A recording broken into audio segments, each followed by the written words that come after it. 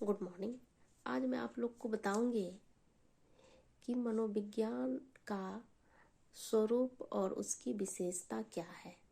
तो मनोविज्ञान की स्वरूप और विशेषता की यदि हम बात करें तो सबसे पहली बात, मनोविज्ञान की जो है विभिन्न परिभाषाओं का उल्लेख किया गया है, हो चुका है इसकी, और इन परिभाषाओं के आलोक में जो है मनोविज्ञान का स्वरूप स्पष्ट हो जाता है। सबसे पहली बात है जो ये एक पॉजिटिव साइंस है। पॉजिटिव साइंस का मतलब होता है कि जो है जिसे हम समर्थक विज्ञान भी कहते हैं, जो कि अपनी विषय वस्तु का अध्ययन उसी रूप में करता है जिस रूप में वह होती है, और उस रूप में वह नहीं करता है जिस रूप में उसे होना चाहिए। दूसरी बात है कि ये एक सामाजिक सोशल साइंस है, मतलब सामाजिक विज्ञान है। सामाजिक विज्ञान का मतलब होता है कि जो इसकी जो है सामाजिक या विधिवत जो भी समस्याएं होती है उसकी अध्ययन करते हैं ये, जिसमें कि गरीबी, बेरोजगारी या अशोध दुरुपयोग या सामाजिक समस्याओं का अध्ययन इस रूप में वो करते हैं और देखते हैं। और दूसरी बात है कि एक व्यवहारात्मक मनोविज्ञान है। व्यवहारात्मक मनोविज्ञान का मतलब होता है कि इसमें जो है प्राणी के ऊपर, पशु पक्षियों का ऊपर इसमें एक व्यवहार परक विज्ञान है, उसे वो अध्ययन करते हैं। तीसरी बात है कि अपूर्व विज्ञान। अपूर्व विज्ञान का मतलब होता है कि ये जो है खुद का एक अंत निरीक्षण होती है, खुद का अनुभूति पर अध्ययन किया गया ये विज्ञान है। अच्छा, अनुभविक जो है अध्ययन का मतलब ये भी होता है कि मनोविज्ञान का यदि स्वरूप या विशेषता से यह संबंध होता है, क्योंकि अनुभविक अध्ययन एक मतलब इस आधार पर किया जाता है, खुद को चेतना पर आधारित हम मानेंगे।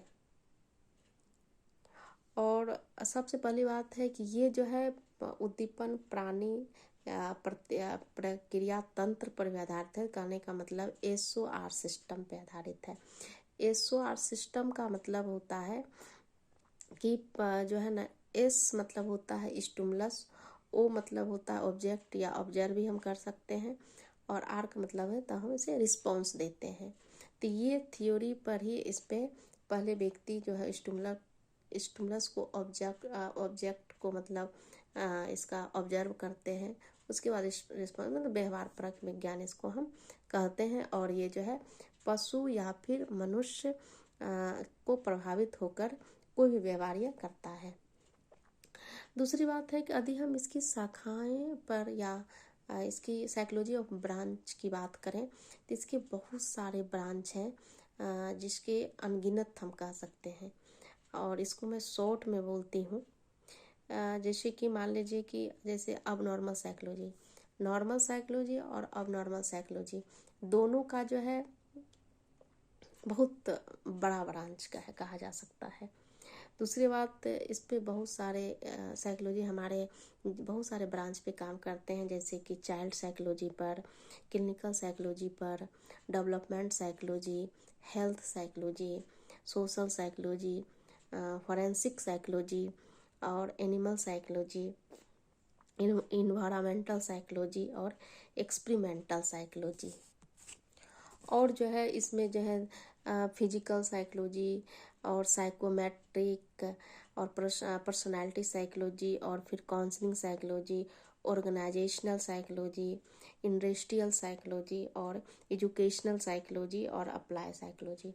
ये इतने सारे ब्रांच हैं जिस पर हमारे मनोवैज्ञानिकों ने हम काम करते हैं, और इसके अध्ययन करके उसकी समस्याओं से अवगत करवाते हैं। Thank you.